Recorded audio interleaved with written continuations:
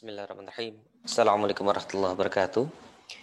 Teman-teman asisten, ini adalah kisi-kisi untuk praktikum hari ini. Jadi pada hari ini kita akan belajar tentang praktikum spektrofotometri UV vis dengan metode single point calibration. Teman-teman, untuk awal-awal, saya yakin teman-teman sudah berpengalaman tentang terkait dengan penimbangan. Jangan lupa diingatkan saja terus-menerus sehingga harapannya praktikan tuh sudah hafal tentang cara menimbang yang benar, kemudian jenis menimbang yang benar, dan jangan lupa mereka ketika menimbang perhitungan BMTS, sehingga ketika mereka menimbang, mereka menghitung BMTS-nya terlebih dahulu, sehingga mereka paham neraca apa yang akan digunakan. Kemudian terkait dengan belangko, jadi yang membedakan praktikum kali ini dengan praktikum sebelumnya, untuk belangko, untuk metode spektrofotometri UV vis, yang digunakan belangko adalah pelarutnya. Jadi kalau kemarin kita menggunakan ekstraksi dan lain-lain, nah kalau untuk spektrofotometri UV vis, karena umumnya hanya dilarutkan, kemudian disaring, kelantas diencerkan dan sejenisnya, maka belangko yang digunakan adalah pelarutnya. Jadi kalau misalkan pelarutnya metanol, ya berarti belangkonya adalah metanol.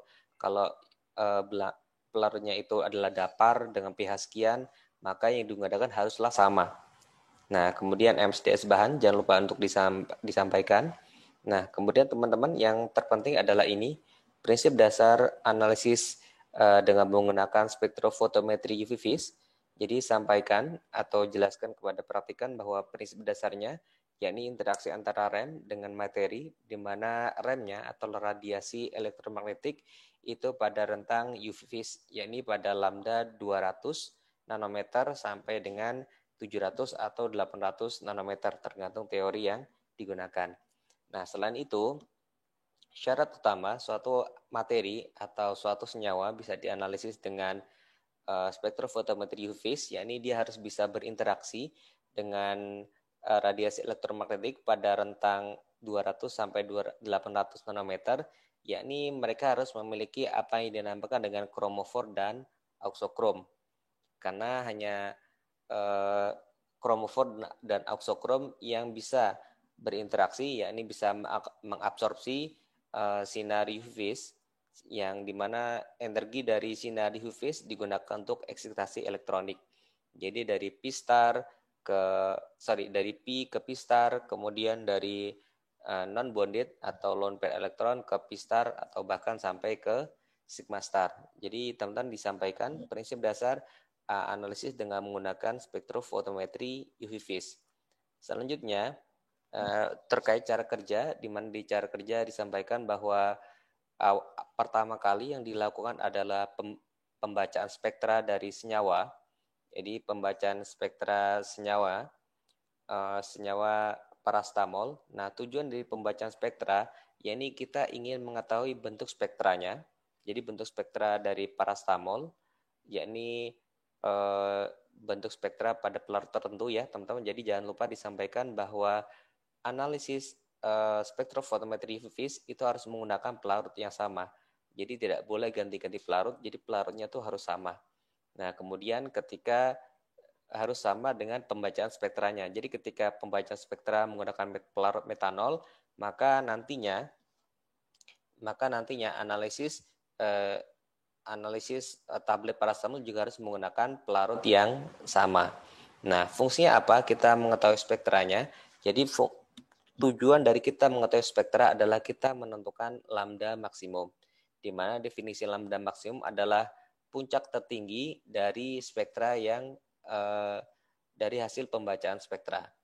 Nah, jadi di mana kedua komponen ini, jadi bentuk spektra maupun lambda maksimum, itu nantinya akan digunakan untuk analisis kualitatif dan analisis kuantitatif. Nah, selanjutnya teman-teman masuk ke analisis kualitatif. Jangan lupa diberikan pengantar bahwa analisis kualitatif secara umum adalah analisis untuk mengetahui ada atau tidaknya suatu senyawa atau senyawa apa yang terdapat dalam suatu sampel.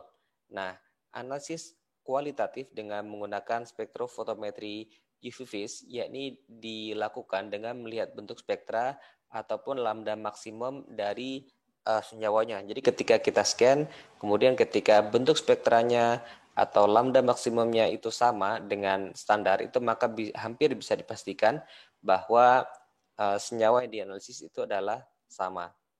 Jadi itu analisis kualitatif dengan menggunakan spektrofotometri UV vis.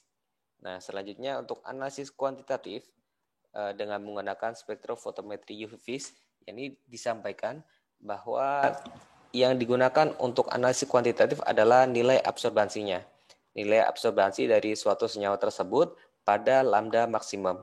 Kenapa lambda maksimum? Ya ini untuk memperoleh sensitivitas yang paling baik. Karena lambda maksimum kan adalah puncak ya, puncak absorbansi dari senyawa tersebut, di mana ketika kita menganalisis pada lambda maksimum, maka kita akan memperoleh nilai absorbansi yang lebih baik atau yang paling tinggi, sehingga ketika nanti konsentrasinya itu rendah, maka nilai absorbansinya itu masih bisa terbaca seperti itu. Jadi itulah kenapa digunakan absorbansi pada lambda maksimum.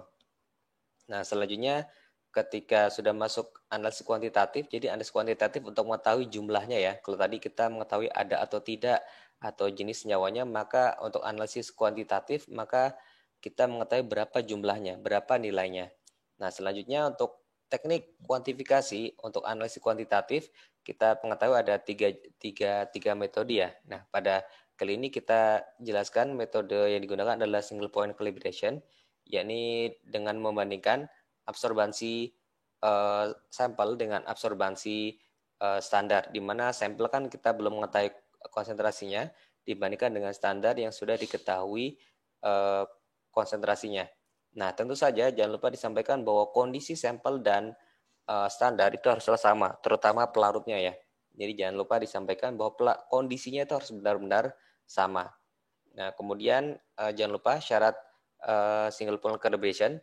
Kalau tadi sudah disampaikan bahwa pelarutnya atau kondisinya itu harus sama, maka rentang absorbansinya itu haruslah berdekatan. Jadi nilai absorbansi antara sampel dan standar itu haruslah berdekatan, jadi plus minus 20%. Nah, kemudian nanti di bawah teman-teman akan saya berikan nilai. Nah, nanti nilai tersebut nanti akan dianalisis oleh teman-teman praktikan. Teman-teman hanya perlu menyampaikan bahwa ini, jadi syarat suatu sampel bisa dianalisis dengan single point calibration tadi, syaratnya harus absorbansi berdekatan plus minus 20%. Nah, kemudian di sini saya tambahkan terkait pencilan teman-teman. Terkait pencilan, jadi teman-teman silakan analisis dengan metode Dickson saja yang mudah. Jadi teman-teman analisis dengan metode Dickson, apakah nilai pencilannya ada atau tidak. Nah, ini di bawah ini ada perhitungannya teman-teman. Ini mohon maaf, ini saya belum ganti. Jadi ini tabelnya produk akhirnya PCT sama PCT. Kemudian ini metode perhitungannya. Saya yakin teman-teman sudah bisa menghitung sendiri. Nah, selanjutnya, nah ini ada 6 nilai teman-teman. Jadi dari 6 nilai cara perhitungannya, jadi di sini ada 5 kali replikasi, jadi satu kali pembacaan ada 5 kali replikasi, jadi ada 6 hasil. Nah, kemudian ketika konsentrasi standarnya ini, maka teman-teman hitung masing-masing ini, hitung nilai masing-masing absorbansinya. Jadi masing-masing dihitung absorbansinya apakah masuk rentang 20% atau tidak. Jadi plus minus 20% atau tidak. Kemudian ini kan ada nilai yang ini lumayan jauh. Nah, ketika ada nilai lumayan jauh, silakan teman-teman analisis dengan metode Dickson apakah ini termasuk pencilan ataukah tidak. Nah, jadi itu teman-teman. Jadi kemudian kalau untuk mengetahui berapa miligram kandungannya, teman-teman rata-rata dari hasil ini. Tentu saja setelah dianalisis ya, setelah dianalisis dengan menggunakan Dickson, apakah ada pencilan ataukah tidak. Nah, teman-teman, saya kan sudah paham metode Dickson, nanti akan saya berikan di slide-nya. Sekian, Assalamualaikum warahmatullahi wabarakatuh.